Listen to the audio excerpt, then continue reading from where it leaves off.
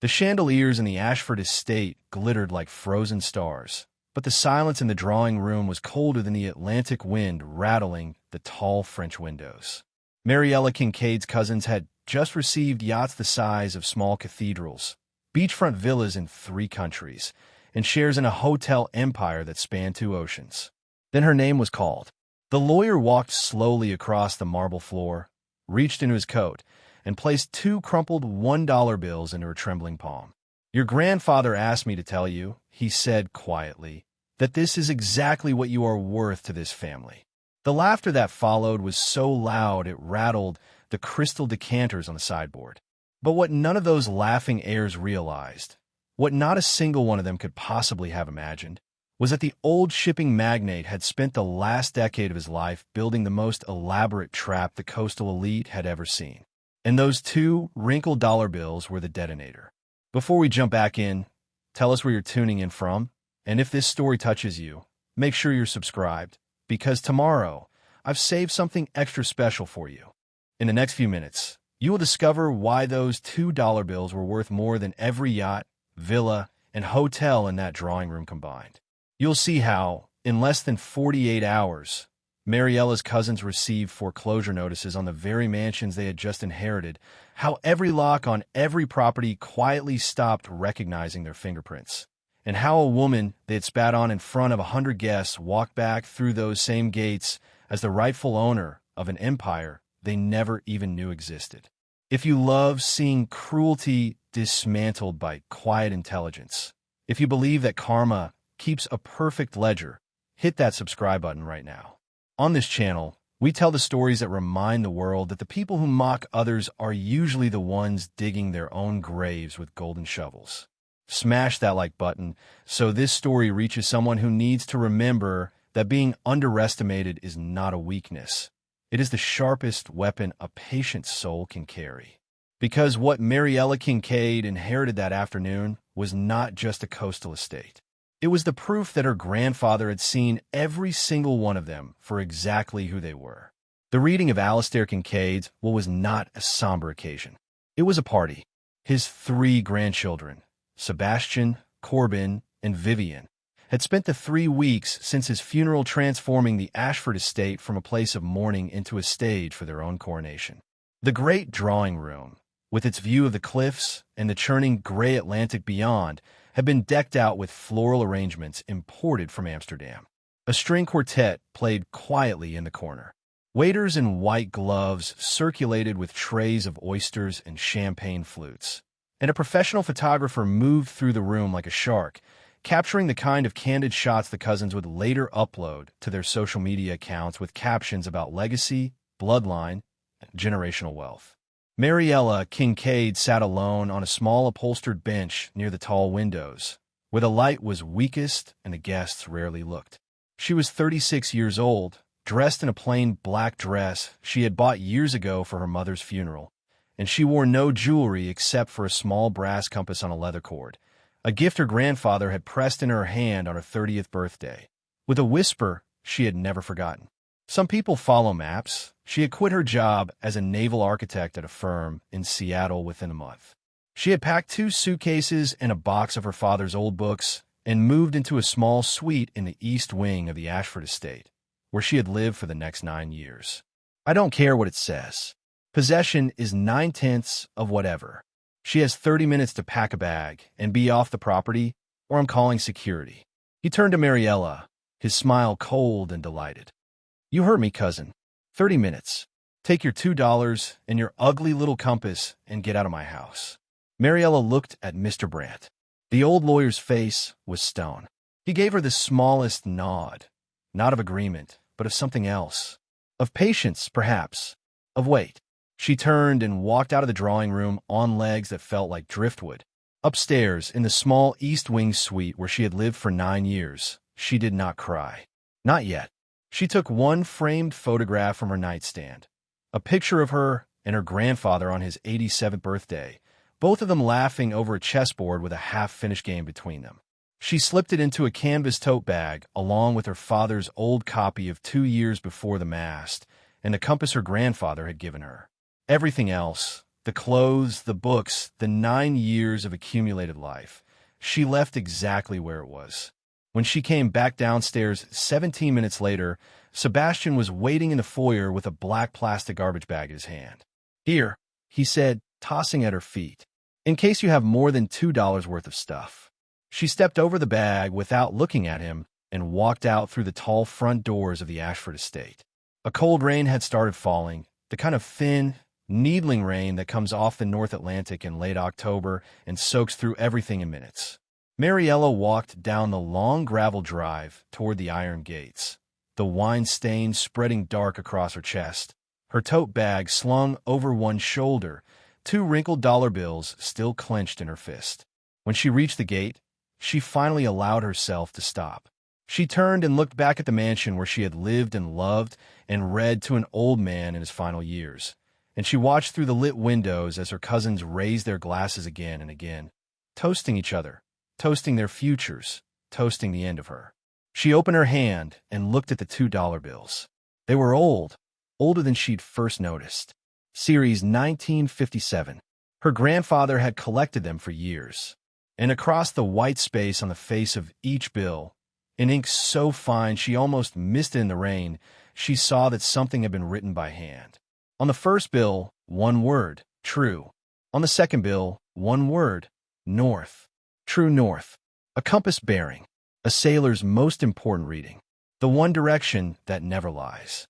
And that was the moment the tears finally came, not in delicate streams, but in deep, shoulder-shaking sobs, because she did not understand what it meant, only that he had left it for her, only that he had been thinking of her even at the end. She stood at the iron gates in the rain, crying, clutching $2 bills and a compass, trying to decide whether to walk toward the town 2 miles down the coast road or to simply sit down on the wet gravel and wait for the world to stop. And then, behind her, a voice spoke gently through the hiss of the rain. "Miss Kincaid." She turned. Mr. Octavian Brandt stood a few paces away under a large black umbrella, his slate-gray eyes no longer blank, but somehow, impossibly, warm.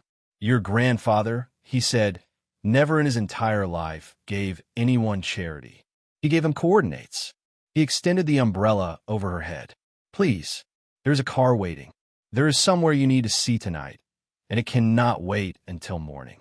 The car was a dark green Bentley, older than Mariela expected, its leather seats worn soft by decades of use. Mr. Brandt drove himself. No chauffeur.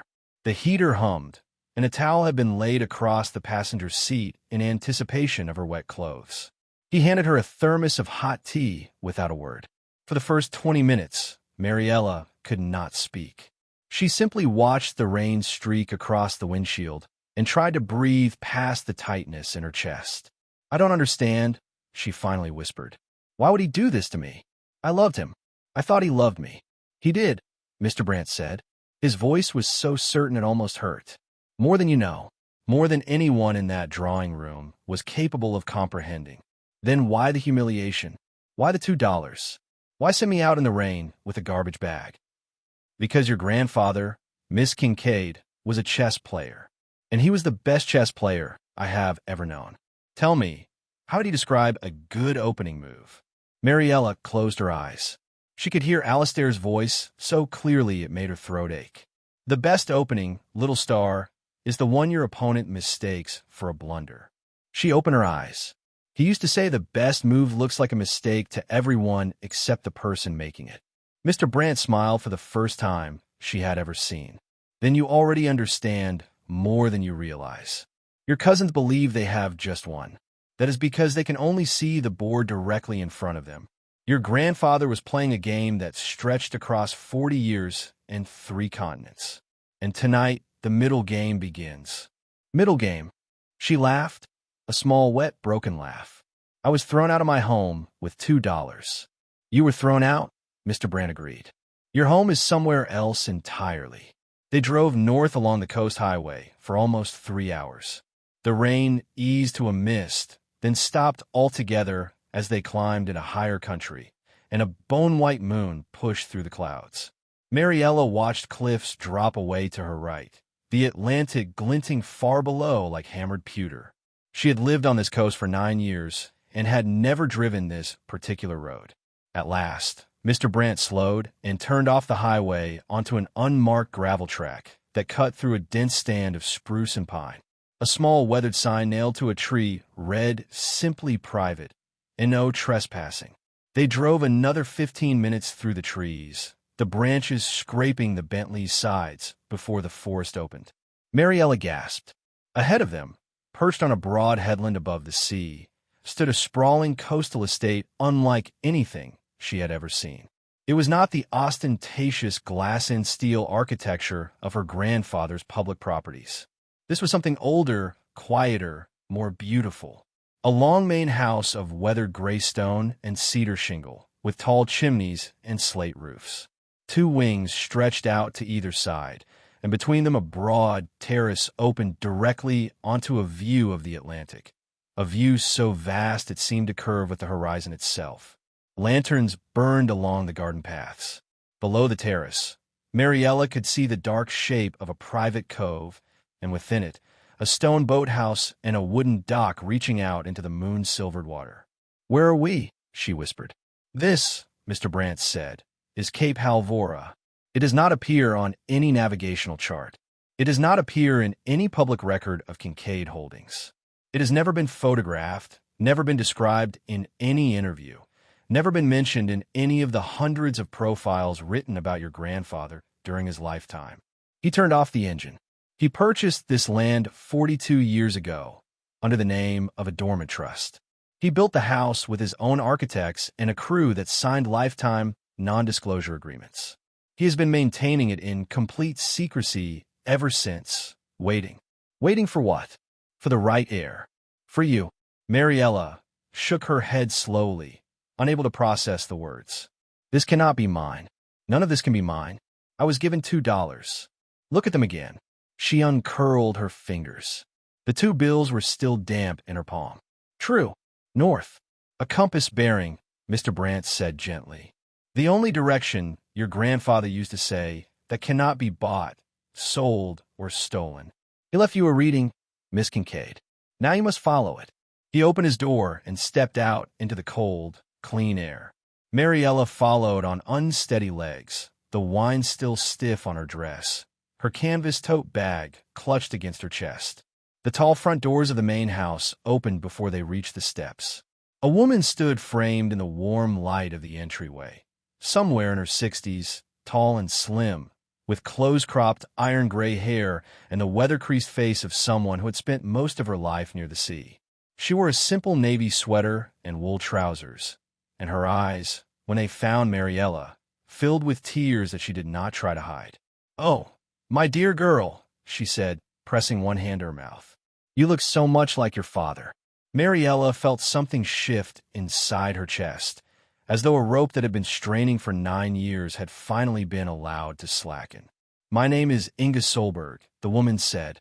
"I've been the keeper of Cape Halvora for 31 years, and I have been waiting my entire professional life to meet you." Inga stepped back and held the door wide. Mariela walked into Cape Halvora and stopped 3 paces inside, unable to move. The entrance hall was lit by a single great iron chandelier hung with real candles, their flames trembling in the draft from the open door. The floors were wide planks of dark oak, worn smooth by decades of footsteps that Mariela had never made.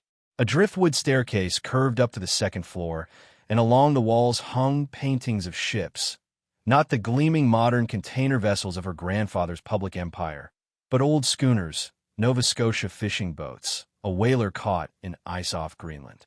The air smelled of cedar smoke and salt and something faintly floral, like old roses pressed between book pages. "Come," Inga said softly. "There is something you should see before anything else."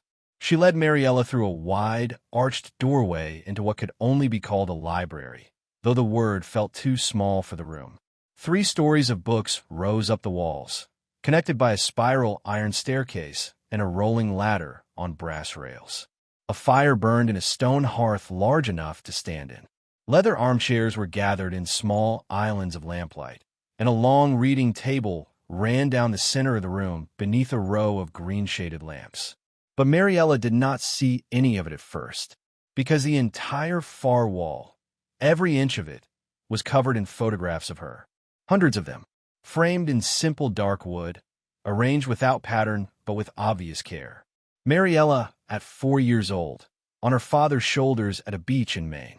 Mariela, at 12, at her father's graveside, her mother's hand on her shoulder. Mariela, at 18, in a cap and gown. Mariela, at 24, in a hard hat in a dry dock, grinning up at the keel of a ship she had helped design. And in the last 9 years, every year of her life at the Ashford estate, captured in moments she had never known were being photographed. Reading to Alistair by the window in his study. Walking the cliff path in the snow. Laughing at a chessboard. Asleep in a chair with a book fallen open in her lap. Mariela pressed a hand against the wall to keep from falling. "He took these," she whispered. "Every one," Inga said. "He would bring them here every few weeks. He would sit in that chair for hours, looking at them. He told me once that when he looked at these photographs, he was looking at the only thing he had ever built that he was truly proud of." Mariela could not speak. She simply cried, silently, her forehead pressed against the cool wood frame, a photograph of herself at 9 years old, standing on a dock beside her father, holding up a mackerel nearly half her size. She had forgotten that day entirely until this moment. Mr. Brandt waited patiently by the door. Inga pressed a linen handkerchief into Mariela's hand without a word, then moved away to give her privacy, busying herself at a sideboard where she began pouring steaming tea into 3 heavy ceramic mugs. When Mariela could finally breathe again, she turned and saw that Mr. Brandt had laid a thin leather folder on the long reading table. "Your grandfather," he said quietly, "asked me to explain certain things to you before sunrise. He was very specific. He wanted you to understand, tonight, exactly what has happened." Mariela sat down slowly in one of the leather chairs. Inga placed a mug of tea in her hands. It was strong and sweet and tasted of cinnamon, and Mariela felt the warmth travel down into her belly like a small anchor being set. "Tell me," she said. Mr. Brandt opened the folder. "The Kincaid companies that your cousins inherited this afternoon are real companies. Real ships, real hotels, real marinas, real employees, real buildings. Every asset listed in the will exists, and every asset has been legally transferred to them, exactly as the will specifies. There is nothing fraudulent and nothing reversible about those transfers. Is that clear?" "Yes," she said, uncertain where this was leading. "Good. Now," he placed a single sheet of paper in front of her, an organizational diagram, hand-drawn in her grandfather's unmistakable spidery ink. "Tell me what makes a shipping line valuable, Miss Kincaid." She had spent 9 years at the dinner table with Alistair Kincaid. She knew this answer. "The routes," she said. "The port contracts. The cargo agreements with manufacturers and importers. The navigational software. The crew licenses. The insurance bonds." She was speaking faster now, following the thread. "A ship without a route is a floating warehouse. A tanker without a contract is scrap metal with an expensive engine. And a resort? Brand licensing. Liquor permits. Beach concessions. Booking platform integration. Staff certification. Health and safety compliance. And a marina development. Dredging rights. Zoning approvals. Seabed leases from the coastal authority. The waterfront easements." She stopped. Mr. Brandt smiled faintly. "Your grandfather," he said, "never in his life placed those things inside the operating companies. Not once. Not in 41 years. Every single route, every contract, every license, every permit, every lease, every easement, every patent, every brand, every piece of navigational software, all of it is held by a separate holding trust registered in a jurisdiction that does not appear on any publicly filed Kincaid document." Mariela's tea paused halfway to her lips. "Your cousins," he said, "own the hulls. You own the horizon they sail toward." Mariela set her mug down carefully on the reading table. Her hands were shaking, but in a different way now. Not the shaking of humiliation, but of something she could not yet name. "Show me," she said. Mr. Brandt rose. Your grandfather anticipated that you would say exactly those words. Please follow me. He walked to the end of the library, where a tall mahogany bookcase stood against the stone wall. He reached up and tilted a single leather-bound volume. A copy of Moby Dick, Mariela noticed, with the spine so worn the title had almost vanished. A soft mechanical click sounded somewhere deep behind the wall, and the entire bookcase swung inward on silent hinges, revealing a narrow stone staircase descending into warm amber light. This house, Mr. Brandt said, has two hearts, one above the cliffs where the photographs live, and one below them where the work is done. Your grandfather called the lower room the lantern room, because a lantern, he said, is the one thing a ship must have before it has anything else. He gestured. After you. Mariela descended. The stairs spiraled down through the rock of the headland itself, the walls damp and cool to the touch. After perhaps 4 stories, they opened into a long stone-walled corridor lit by warm recessed lamps, at the end of which stood a single steel door. Beside the door, a biometric scanner glowed a soft blue. Place your hand, Mr. Brandt said. My hand. 6 months ago, your grandfather asked you to visit a clinic in Boston for what he described as a routine physical examination. Do you remember? Mariela remembered. Alistair had been insistent in a way she had found touching at the time. Humor an old man, little star. I want to know my granddaughter will outlive me by 50 years. She pressed her palm to the scanner. The glass warmed beneath her fingers. A soft chime sounded, and the steel door unlocked with a deep mechanical sigh. It swung open, and Mariela stepped into the lantern room. The space was enormous, carved directly into the headland. Easily 8,000 square feet of low-ceilinged, softly lit command center. The walls were lined with floor-to-ceiling screens, some showing live maritime traffic maps of the Atlantic, others showing satellite views of coastlines and ports, others displaying streams of numbers and codes she recognized as vessel transponder feeds and cargo manifest data.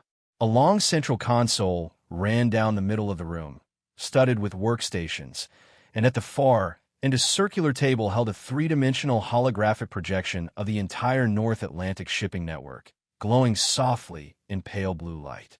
A man stood waiting beside the console. He was perhaps 55, broad-shouldered, with a closely trimmed silver beard and the kind of deep tan that comes from decades on open water. He wore a simple gray sweater and canvas trousers, and his eyes were a startling pale sea green. Miss Kincaid, he said, and his voice carried the faintest trace of Scottish accent. My name is Callum Ferreira. I have served your grandfather for 23 years as Director of Operations for the Halvora Trust. I am very glad to finally meet you. Mariela shook his offered hand in a daze. The Halvora Trust? The holding entity, Callum said. The one your cousins have never heard of and never will hear of until we decide to tell them. He smiled gently. Would you like to see what you own? For the next 2 hours, Callum walked her through it. The shipping routes, every single transatlantic corridor her cousin Sebastian now thought he controlled, were licensed annually from the Halvora Trust. The licenses came up for renewal every January. None had been renewed this year. Sebastian had until January the 14th before his container vessels were legally unable to dock at any Halvora partnered port, which was to say, almost every major port on the eastern seaboard of North America and the western coast of Europe. The resort brands, every one of the 12 properties Corbin had inherited, operated under trademark and booking platform agreements held by Halvora. The agreements contain a clause, inserted 31 years ago, requiring annual ratification by the trust. That ratification had been quietly withheld the morning of the funeral. The marina developments, every seabed lease and dredging permit and coastal easement Vivian believed she now controlled, were held by a Halvora subsidiary registered in a jurisdiction Vivian's lawyers had not yet located and would not locate easily. In total, Callum said, pulling up a summary screen, your cousins inherited approximately $3.2 billion in assets.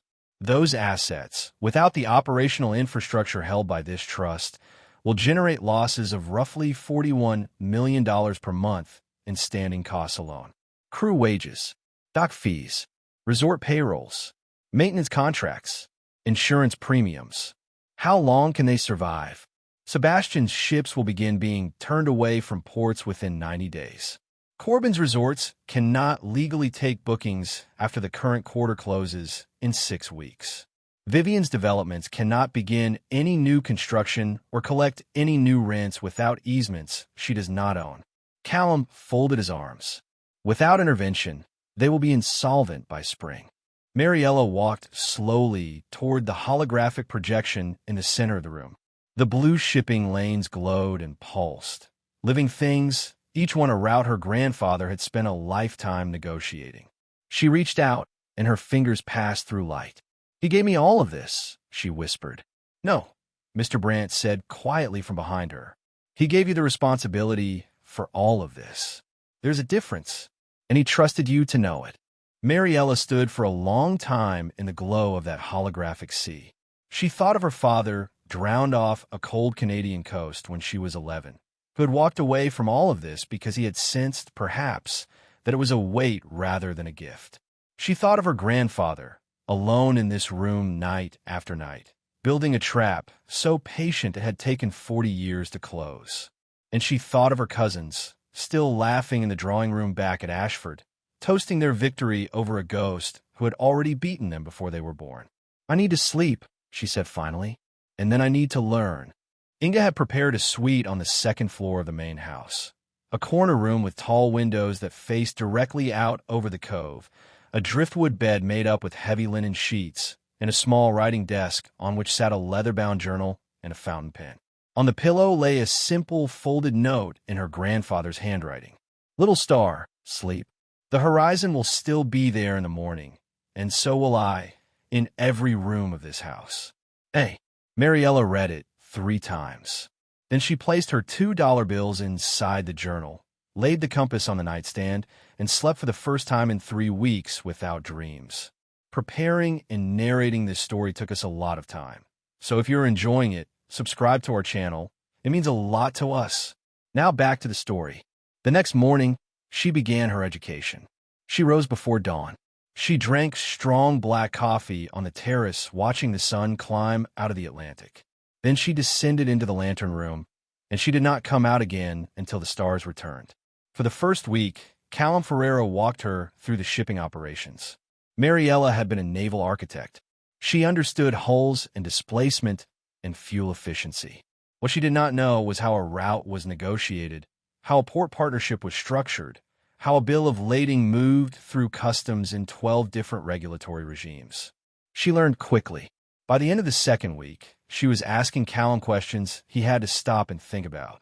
By the end of the third, she had suggested 2 adjustments to the Halvora routing algorithm that Callum implemented on the spot, shaving an estimated $14 million a year off fuel costs across the fleet. "Your grandfather was right about you," he said quietly when the numbers came back from the analytics team. "He said you would see the lines between the lines." She learned the resort infrastructure from a woman named Paloma Reyes, who had managed the brand licensing operation from a small office in Lisbon for 18 years.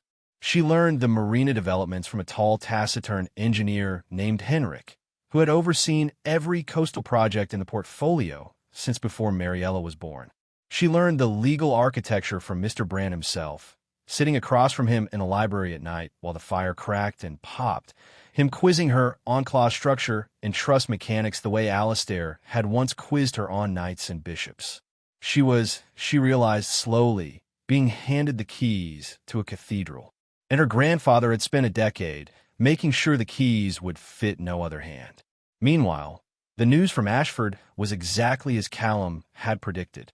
By the end of the third week, Sebastian had called the Halvora Trust 6 times, at increasing pitches of frustration, demanding to speak with whoever was responsible for the bureaucratic nightmare, preventing him from renewing his shipping routes. Mr. Brandt, who answered each call personally, explained politely that the trust principal was unavailable and that matters would be reviewed in due course. Sebastian screamed obscenities into the phone. Mr. Brandt wished him a pleasant evening and hung up. By the end of the 5th week, Corbin had fired 3 consecutive chief operating officers of the Kincaid Coastal Hospitality Group, convinced that incompetent staff were the reason his resort bookings had frozen solid. He did not understand that the booking platform itself no longer recognized as properties. One hotel in St. Aurelie reported a total of 11 reservations for the entire month of December. The payroll for that single property alone was $1.4 million. By the end of the 7th week, Vivian had discovered that she could not legally break ground on her flagship Coral Bay project. She hired a team of real estate attorneys in 3 countries. Each team, after considerable research, sent her nearly identical letters informing her that the easements and seabed rights she required were held by an entity she had no legal standing to approach. One of the letters used the phrase "a wall without a visible door." The 3 cousins began appearing in business publications for entirely different reasons than they had hoped. The Wall Street Journal ran a small piece in its maritime section headlined, "Kincaid Shipping Faces Unusual Licensing Gap."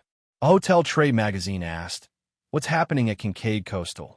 A real estate blog speculated that the Coral Bay development was dead in the water. Mariela read each article in the Lantern Room, cup of coffee in her hand, and felt nothing she had expected to feel. Not vindication, not glee, only a quiet, cold clarity, the way the sea feels when a storm has passed and the horizon finally reappears. "It is time," she told Mr. Brandt on the morning of the 90th day, "to begin acquiring their debt." "You have been thinking about this for some time," Mr. Brandt observed. He did not seem surprised. "Since the night I walked out of the Ashford gate," Mariela said. "I thought about destroying them. I thought about letting them rot. I thought about walking away entirely and pretending none of this had ever happened. And in the end, I kept coming back to the same thing, which is, grandfather did not build this trap to annihilate them. He built it to teach them. And if I simply let them collapse into bankruptcy, they will never learn anything except that they were unlucky.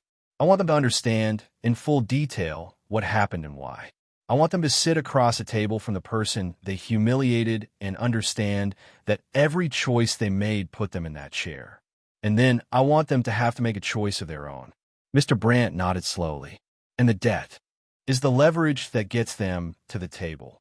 Over the next 6 weeks, Mariela's acquisition team, working through a constellation of intermediary investment vehicles so that nothing could be traced back to Halvora, quietly purchased every significant loan her cousins had taken on since the will was read. There were, by now, a great many of them. Sebastian had borrowed $400 million from a consortium of European banks to cover the standing costs of his idled fleet. He had borrowed another $80 million privately to sustain his lifestyle. Corbin had taken on nearly $600 million in distressed hospitality sector debt, most of it at punishing interest rates, in a desperate attempt to cover payroll at resorts that were not generating revenue. Vivian had mortgaged 3 of her personal properties, including a penthouse in Monaco, and had borrowed against the Coral Bay project itself to cover engineering studies that would never now be used. The creditors were increasingly happy to sell. The debt was becoming, in the polite language of finance, colorful. Mariela's intermediaries paid slightly above market rate and asked no awkward questions, and by the end of the 6th week, every significant obligation the 3 cousins had to any party anywhere in the world was sitting in a single folder on Mariela's desk at Cape Halvora. $1.1 billion of her cousin's debt. All of it owed, ultimately, to her. "How do you feel?" Inga asked one evening as they walked the cliff path above the cove. Mariela thought about the question for a long time before answering. "I feel," she said finally, "the way I imagine grandfather felt every morning of the last 40 years. Clear, steady, a little sad." She watched the gannet fold its wings and knife into the gray water far below. "I used to think cruelty was loud. I am learning that real cruelty is usually very quiet. And I am learning that the answer to cruelty is not louder cruelty, but something quieter still. You sound like him." "I hope so." On the 97th day after the reading of the will, Callum Ferreira placed the call. He reached Sebastian first, because Sebastian had been the loudest caller and would therefore be the loudest messenger to the others. Callum introduced himself simply as a representative of the entity that now held the Kincaid obligations, and informed Sebastian that the principal of that entity had, at last, become available to meet. "About time," Sebastian snarled. "Tell your boss I'll see him tomorrow." Tell him I hope he's a reasonable man. The principal, Callum said pleasantly, is a woman, and you will see her the day after tomorrow at 2 in the afternoon at the address I am about to send you. Your brother and your sister are expected to accompany you. Failure to appear will be interpreted as a decision to proceed directly to foreclosure on all outstanding debts, for which preliminary filings have already been drafted. Do you understand? There was a long silence on the other end of the line. Fine, Sebastian said. We'll be there. Mariela booked the entire top floor of a modest but elegant office building in the harbor district of the city. She chose it deliberately. Not the Ashford estate, not a grand corporate tower, not a boardroom. A clean, quiet space with a long window that looked out over the working port, where real ships were loaded and unloaded by real crews. She wanted her cousins to be able to see, from the conference room, the kind of world their grandfather had actually built. She dressed carefully on the morning of the meeting. A charcoal suit, expertly tailored. A simple white silk blouse. Her hair pulled back. No jewelry except her grandfather's compass, worn openly now over the blouse on its leather cord. In the mirror of her hotel room, she looked at herself for a long moment and was startled, briefly, by how much she looked like Mariela Kincaid. She arrived at the building an hour early. Mr. Brandt and Callum Ferreira accompanied her. Paloma Reyes joined via encrypted video from Lisbon. Henrik flew in from Oslo and sat quietly at the end of the conference table with a folder of engineering reports in front of him. Mariela positioned her chair at the head of the long table, facing the door, with her back to the window, so that her cousins, when they entered, would walk directly into the morning light and would have to squint to see her face. At 2 o'clock exactly, the intercom on the desk chimed softly. Miss Kincaid, the receptionist said, "Your guests have arrived." Mariela took a slow breath, set her hands flat on the polished walnut of the table, and said quietly, "Send them in." The door opened. Sebastian entered first, as Mariela had known he would. He had lost weight. His expensive suit, which she recognized from the day of the will reading, hung too loosely from his shoulders, and there was a faint tremor in his right hand that had not been there 3 months ago. Corbin followed, pale and puffy-eyed, a man who had clearly not slept properly in weeks. Vivian came last, and Mariela was almost startled by how much of her polish had worn away. The Monaco publicist was gone. The perfect makeup was gone. She looked, for the first time in her life, like a woman who had recently been crying in private. The three of them walked into the bright window light and stopped, squinting toward the head of the table. "Please," Mariela said quietly. "Sit down." Sebastian's eyes adjusted first.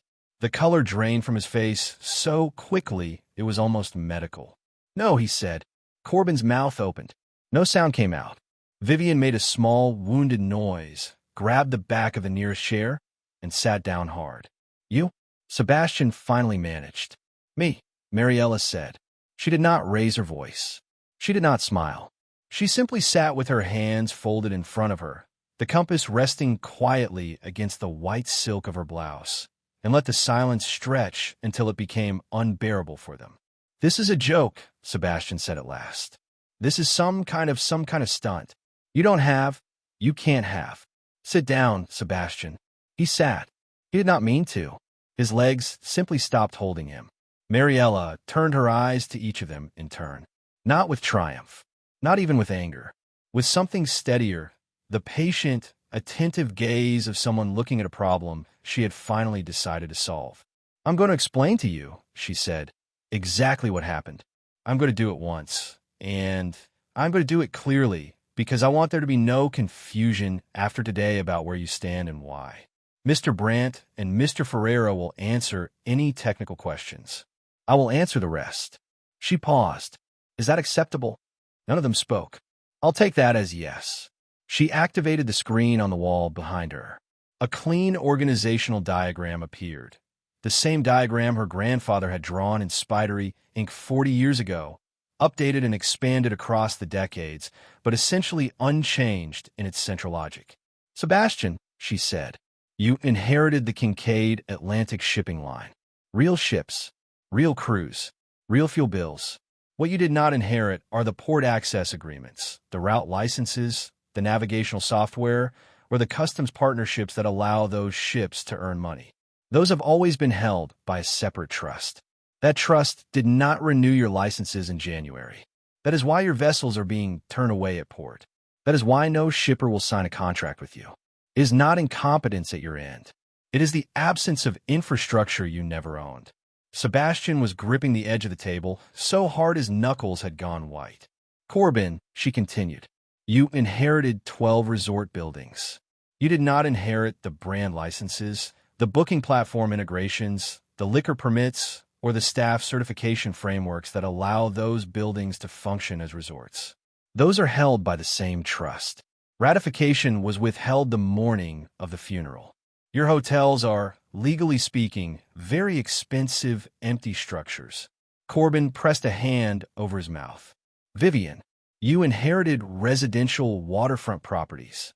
You did not inherit the seabed leases, the dredging permits, the coastal easements, or the zoning approvals that allow those properties to be developed, rented, or sold for profit.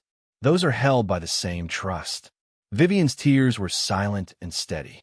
The trust, Mariela said, is called Halvora. It has existed for 42 years. It has never been mentioned in any public Kincaid document.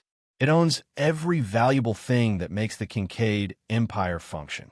She paused and let the next sentence land by itself. It has belonged to me since the afternoon Mr. Brandt handed me $2 in front of 100 guests. The room was so still Mariela could hear the faint call of gulls through the window glass. You financed your operations, she went on, with borrowed money. $1.1 billion of borrowed money across approximately 40 lenders. Over the past 6 weeks, every one of those loans has been acquired by intermediary companies. Every one of those intermediaries reports to Halvora, which is to say, every dollar you owe to me. Sebastian made a sound that was almost a laugh. It came out wrong. His voice cracked. You bought our debt. I bought your debt. All of it. All of it. Vivian whispered, why? Mariela looked at her cousin for a long, quiet moment.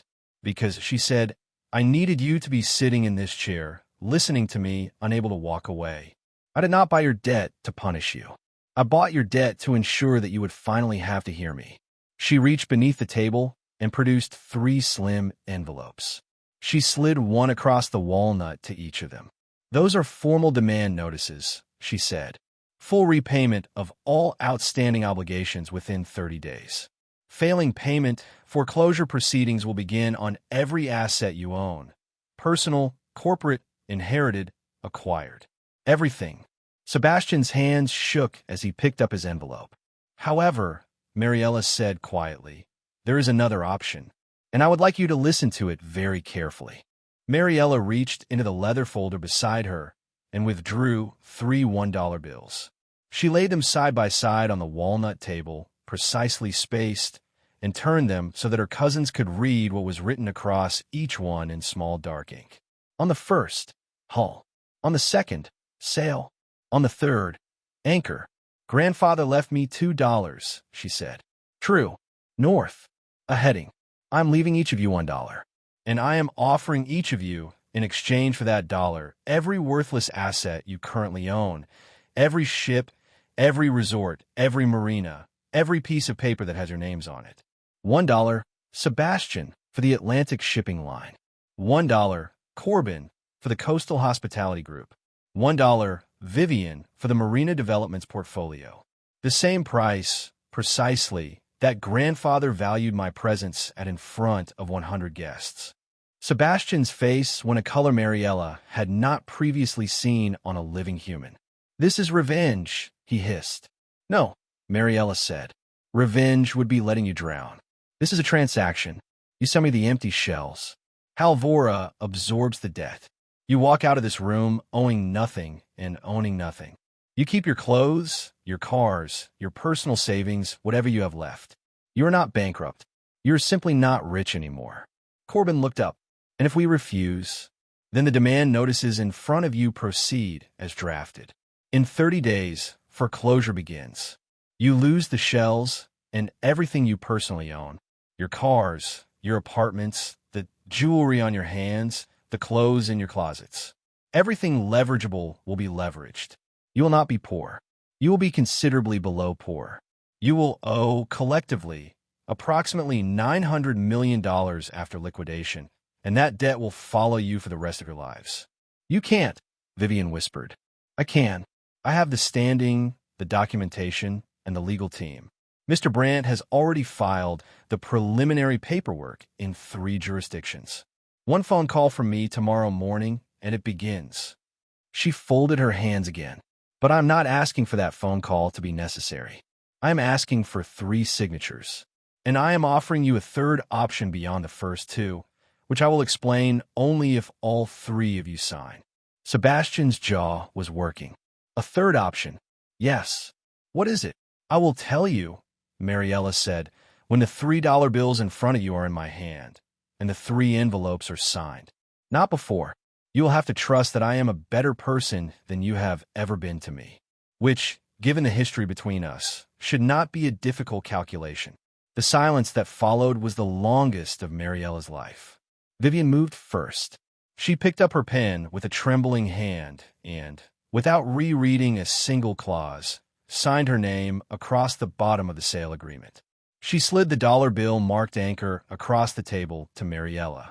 Her tears had stopped. Something else had taken their place, something closer to exhaustion than sorrow. I'm sorry, Vivian whispered. I know, Mariela said quietly. That is why you signed first. Corbin signed next. His hand was steadier than his sister's, but only because he had given up earlier. He pushed the bill-marked sale across the table without looking up. Sebastian was the last. He sat for almost a full minute, staring at the paper, his breathing shallow and rapid. He was, Mariela knew, trying to think of any other play on any other board. There were none. His grandfather had closed every line 40 years before he had been born. He signed. He shoved the bill marked Hull across the table with the flat of his palm, as though he could not bear to touch it any longer. Mariela gathered the 3 bills and slid them into an inner pocket of her jacket. She nodded once to Mr. Brandt, who began quietly collecting the signed agreements and placing them into his briefcase. The third option, she said. 3 pairs of eyes lifted toward her. Halvora Holdings is restructuring. We are folding the operating companies back into a single unified organization and rebuilding it from the keel up. We will be launching 3 new divisions within the next 12 months. A sustainable shipping initiative, cleaner fuels, shorter routes, honest freight. A coastal hospitality division built around employee ownership and community reinvestment rather than tax haven extraction. And an affordable coastal housing arm, because our grandfather believed the sea should not belong only to people who can afford to fence it off. She looked at each of them in turn. Each of those divisions needs a leader, not an owner, a builder, someone who will work 90-hour weeks for 5 years on a modest salary and a small equity stake that only vests if the division succeeds. The positions are not glamorous. They do not come with yachts or publicists or social media launch parties. They come with a desk, a team, and a mandate. If you want those positions, they are yours. If you do not, you walk out of this room owing nothing and owing no one, and you build whatever life you can build from there. Sebastian's voice, when it finally came, was a rasp. Why would you offer us that? Because, Mariela said, grandfather did not build a trap. He built a test. All 3 of you failed the first round. But he also taught me that the only games worth playing are the ones where even losing teaches you something. I am giving you the second round. What you do with it is entirely up to you. 1 year after the press conference, Mariela stood on the terrace of Cape Halvora at dawn, a mug of coffee in her hand, watching the first light stretch itself across the Atlantic. The estate had changed. The secret was no longer a secret. The lantern room still existed beneath the headland, still hummed with screens and satellite feeds, but the library above had been opened to the small group of people who now worked alongside her: Callum, Paloma, Henrik, Inga, Mr. Brandt, and now 3 people she had once believed she would never allow inside these walls. Vivian's first affordable housing project had broken ground in a struggling fishing town 2 coves north. She had given up her Monaco apartment. She had moved into a 2-bedroom cottage within walking distance of the site. Mariela had visited once, unannounced, and had found Vivian on her knees in a muddy lot, helping a surveyor reset a boundary stake. Vivian had looked up, mud on her cheek, and had smiled. Not the publicist smile, but a real one, tired and clean. Corbin had spent exactly the 3 months he had asked for at the front desk of a resort in St. Aurelie before being promoted, by staff vote, to assistant operations manager. He had lost 30 pounds. He had started sending Mariela weekly letters, handwritten, on resort stationery, about what he was learning from the housekeepers and bellhops who had once served him cocktails. Mariela kept every letter in a drawer in the library. Sebastian had been the slowest to change, and the change, when it came, had been the deepest. He had thrown himself into the sustainable shipping initiative with a ferocity Mariela recognized from her grandfather. He was not always pleasant. He was not always humble. But he was, for the first time in his life, useful, and he knew it, and the knowledge had rearranged something fundamental in him. Mariela set down her coffee and took the 2 original dollar bills from the pocket of her coat. She had carried them every day of the past year. They were soft now from handling. The ink of True and North faded but still legible. She thought of her grandfather, alone in this house for so many long decades, quietly preparing a lesson that only one person in the world would ever fully understand. She thought of the woman she had been a year ago, soaked in wine at an iron gate, clutching what she had believed was her own worthlessness in her fist. She thought of the woman she was now, standing on a cliff above an empire, wearing a compass at her throat. The lessons, she had come to understand, were not the ones she had first believed. The lesson was not that the meek inherit the earth. The lesson was that inheritance itself is a test, and what you do with what you are handed is the only true measure of what you are worth to begin with. The lesson was not that the arrogant will always be punished. The lesson was that arrogance blinds people to value, and blindness is its own punishment, and sight is its own reward. The lesson was not even that patience wins. The lesson was that patience, married to preparation, becomes something closer to destiny than to strategy. Mariela folded the $2 bills carefully and tucked them back into her coat. Behind her, through the open doors of the library, she could hear Inga humming as she laid out breakfast, and Callum on a phone call in Portuguese, and somewhere in the distance, a gull crying out across the cove. She turned her face toward the horizon, toward the clean, cold line where sky met sea, toward the one direction her grandfather had ever truly trusted. True north. She smiled, and she walked back inside to the work of the day and to the life she had been given. Not because she had asked for it, not because she had been owed it, but because at the one moment in her life when it had mattered most, she had chosen to believe in a man who had left her $2 and a compass. Up next, you've got 2 more standout stories right on your screen. If this one hit the mark, you won't want to pass these up. Just click and check them out. And don't forget to subscribe and turn on the notification bell so you don't miss any upload from us.